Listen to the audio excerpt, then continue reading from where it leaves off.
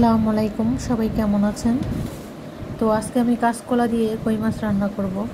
তো কই মাছটাকে ভালো করে এখন ধুয়ে নিয়েছি আর রান্নাটা রেডি করে ফেলেছি। আর রান্না করব ডিম দিয়ে, আলুর ডিম, ডিমের আলু যেটাই বলেন। তো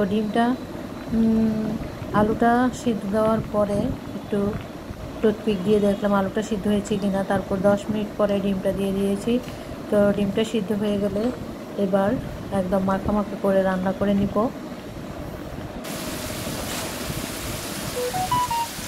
তো সব মশলা দিয়ে কষিয়ে এবার আলু আর ডিমটা দিয়ে দিয়েছি। তো এখানে আলু আর ডিম একসাথে ভেজে নিব।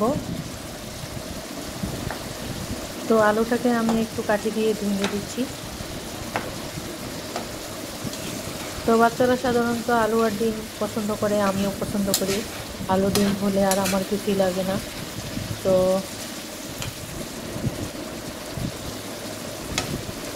আজ এই পর্যন্তই। সবাই ভালো থাকবেন, সুস্থ থাকবেন।